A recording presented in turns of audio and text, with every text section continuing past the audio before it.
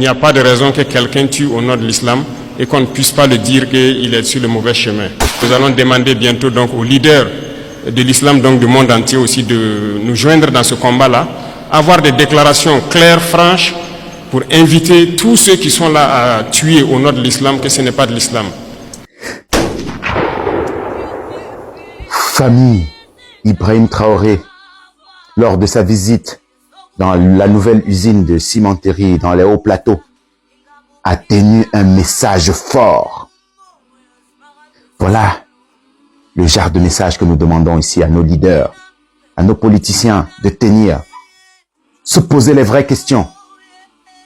Quels sont ces terroristes qui nous attaquent dans le Sahel, dans le bassin du lac Tchad?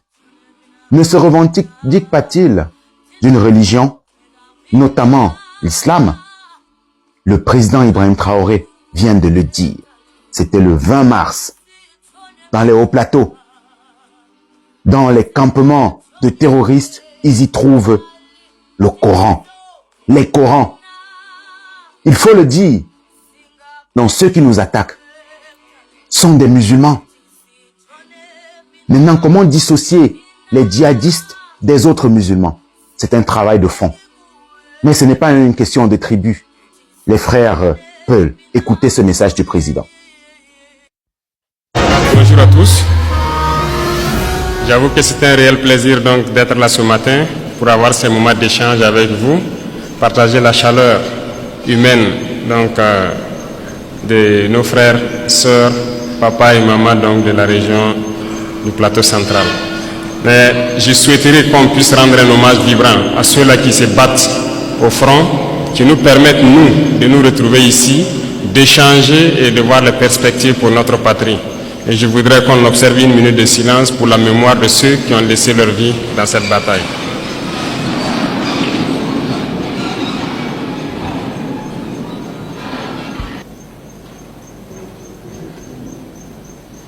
Je vous remercie.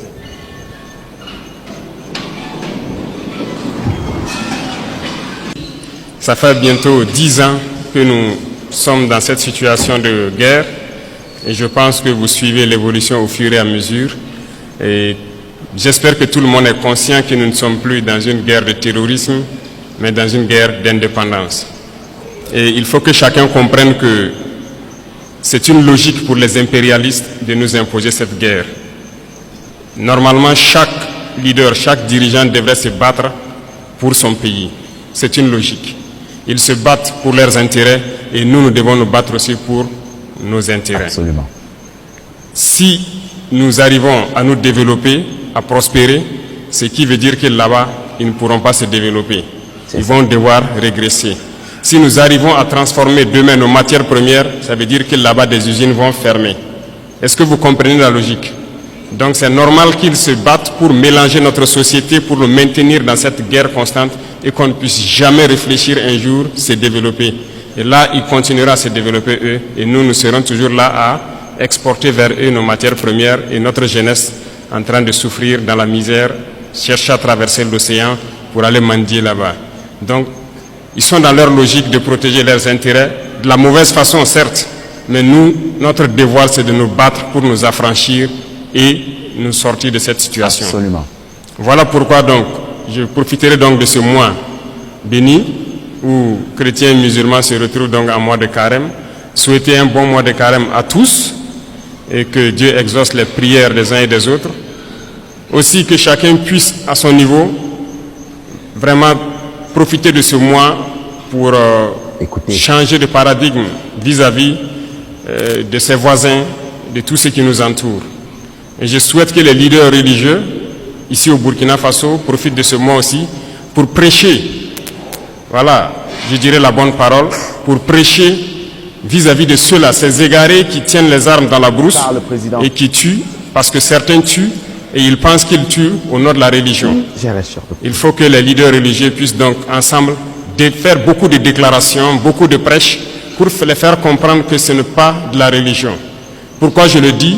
Parce que je pense que beaucoup d'entre vous ont des frères ou des sœurs qui sont FDS, qui sont dans la brousse. Il est quasiment impossible aujourd'hui de prendre une base terroriste et ne pas trouver des livres coranique ou autre chose. Ça veut dire que... Donc je pense que par la parole, vous pouvez les atteindre. Il faut faire beaucoup de déclarations, beaucoup de prêches pour les faire comprendre que ça, ce n'est pas de l'islam. C'est tout sauf de l'islam. On n'a jamais dit de tuer. Et nous irons plus loin même. Nous allons demander bientôt donc aux leaders de l'islam, donc du monde entier aussi, de nous joindre dans ce combat-là.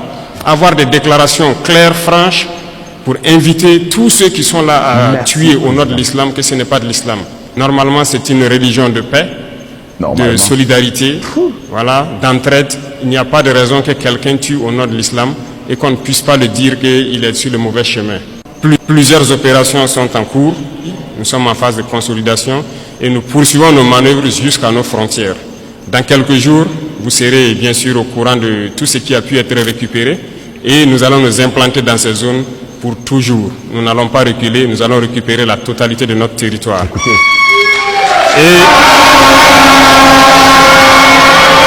cela va se passer donc, cela va se passer de façon progressive. Il y a peut-être des régions qui sont aujourd'hui, qui semblent ne pas voir certains actes, mais la guerre c'est de manière évolutive.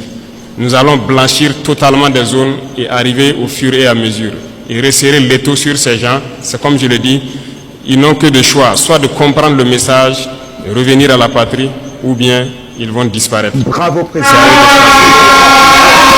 Bravo, président. Bravo, bravo. Famille, nous sommes effectivement passés à l'ère du Verseau. Voilà ce que nous attendons de nos leaders de l'Afrique de la Renaissance.